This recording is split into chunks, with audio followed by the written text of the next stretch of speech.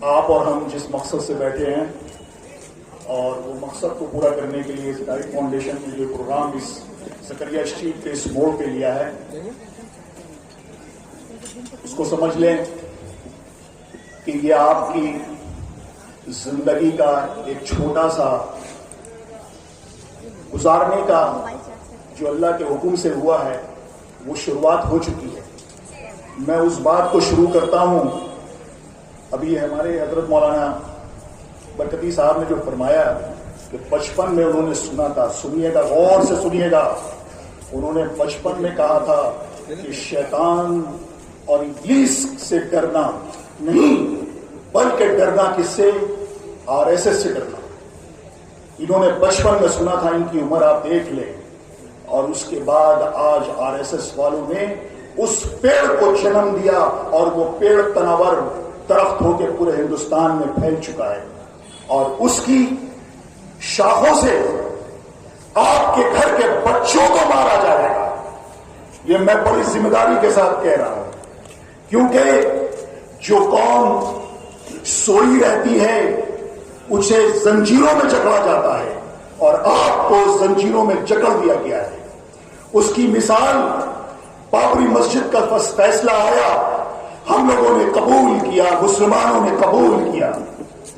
آپ نے پچھلے 1 سال سے اپنے بچوں کی شہادت دیکھ رہے ہیں یوپی میں, آپ نے اس کو قبول کیا.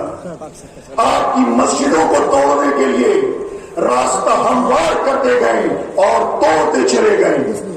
آج میں نے یہ کالی پٹی باندھی, مجھے سرفراز اور عاقب بھائی نے باندھا. میں نے کہا یہ کالی پٹی کا اب راج نہیں ہے, اب سر میں کفن باندھنے کا راج ہے.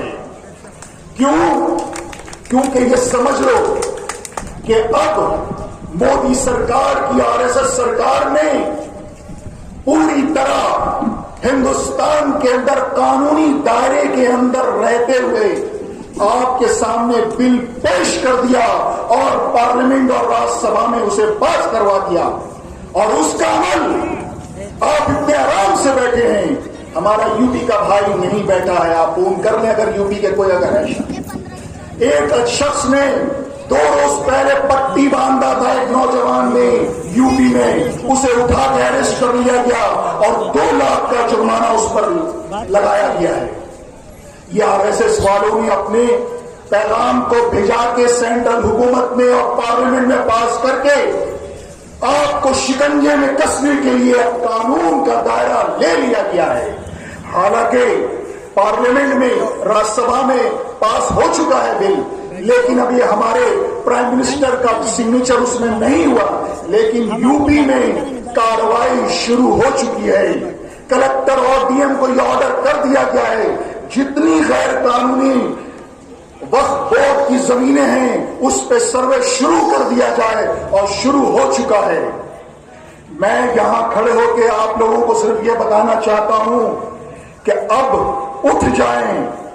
کل آپ نے پاک سرکس میدان میں جو ہجوم دیکھا ہے اس ہجوم سے کام نہیں چلنے والا. سارے ہندوستان میں ہماری ماں بہنوں اور بچوں کو بھی نکلنا ہوگا روڈ پہ, اور اس کی افتتاح ہو چکی ہے کل سے. آنے والے دن میں ہر علاقے میں دھرنے کا پروگرام شروع ہوگا انشاءاللہ. جیسے NRC اور CA کے قانون کو ہم لوگوں نے رکوایا ہے, پارلیمنٹ سے اس بل کو واپس کروائیں گے.